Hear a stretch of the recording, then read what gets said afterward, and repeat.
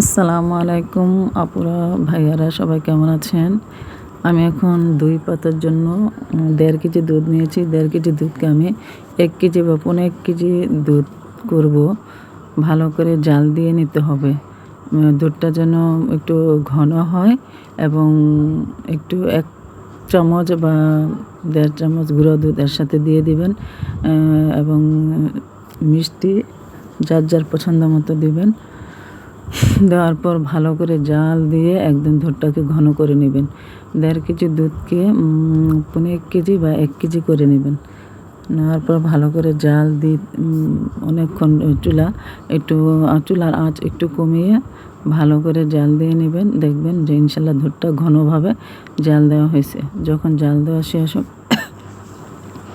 শেষ হবে তখন চুলাটা বন্ধ করে চুলার উপরে কতক্ষণ দুধটা রেখে দেবেন।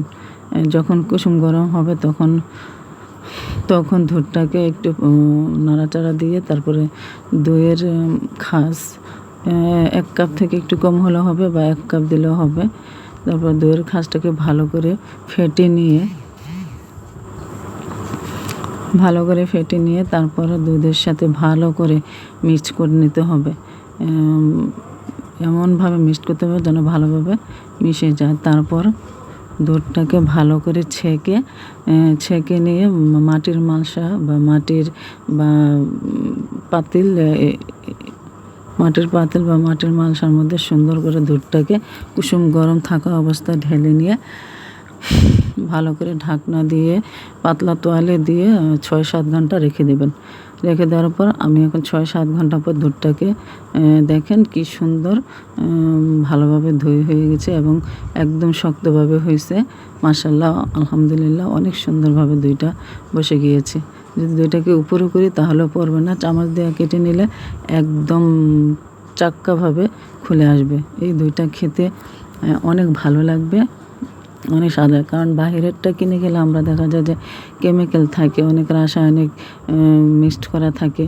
তো আমরা নিজেরা যদি ঘরে এভাবে দুধ দিয়ে দই বানাই তাহলে এটা খেতেও স্বাদ এবং শরীরের জন্য খুব স্বাস্থ্যকর, খুবই ভালো লাগবে খেতে। আমরা সবাই যদি একটু এভাবে সতর্কতার সাথে যদি দুধটাকে জাল দিয়ে ভালো করে দই বানিয়ে বাসায় খাই তাহলে আমাদের সবারই স্বাস্থ্যের জন্য খুবই ভালো এবং উপকার হবে।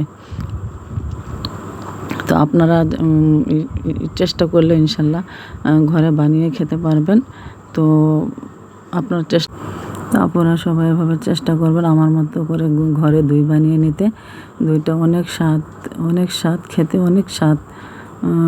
ঘরে বসে নিজের হাতে দই বানিয়ে খেতে অনেক আনন্দ। তো আমরা যাই করি না কেন, আমরা গৃহিণীরা ঘরে যাই করি না কেন, নিজের হাতে বানাই না কেন, অবশ্যই আমাদের আমল ঠিক রাখতে হবে। আমরা 5 ওয়াক্ত নামাজ পড়বো ইনশাল্লাহ।